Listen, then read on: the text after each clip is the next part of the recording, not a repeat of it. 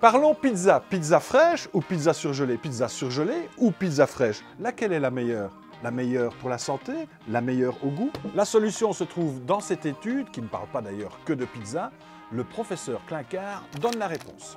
La meilleure, c'est... En moyenne, en tout cas, les pizzas surgelées apparaissaient plus saines.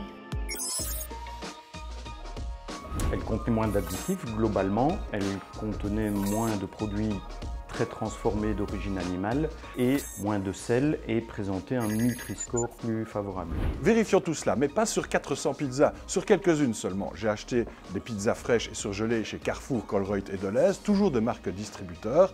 Allons voir ce qu'en pense une diététicienne. Et bien voilà, les pizzas.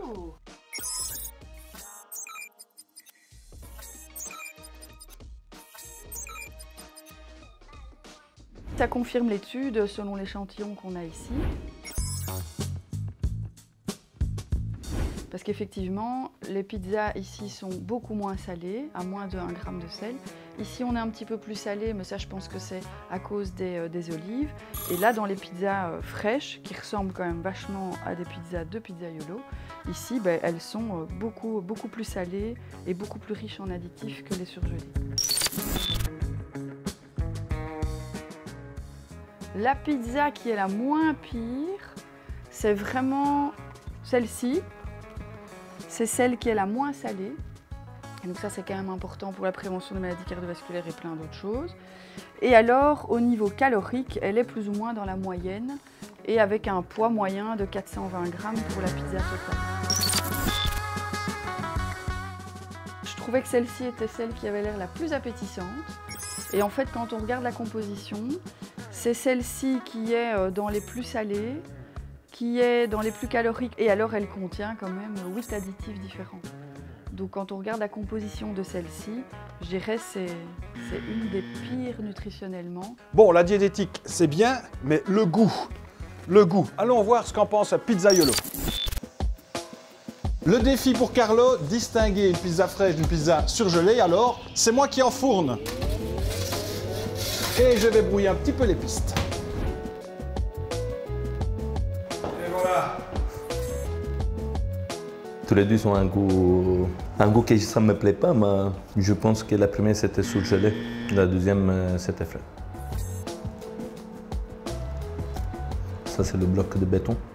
Tu as l'impression de manger une pâte pas levée du tout. Ça c'est une pâte fraîche, l'autre elle est surgelée.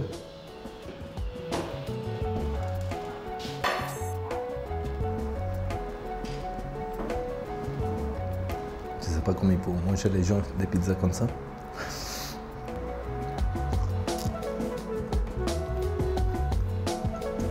Ça c'est, je pense, une surgelée.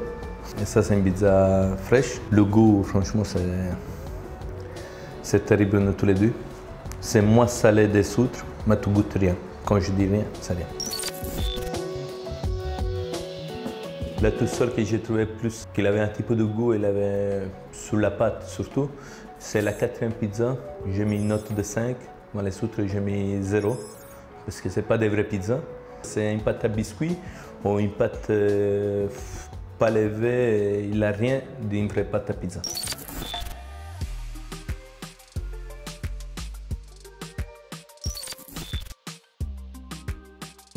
Je pense que le mieux, c'est de faire ses pizzas maison, de préparer sa pâte soi-même avec de la farine, de l'eau et de la levure fraîche. Et puis après, vous l'agrémentez de ce que vous voulez. Ça reste un aliment qui est de toute façon calorique parce que il y a la pâte qui est assez calorique, etc.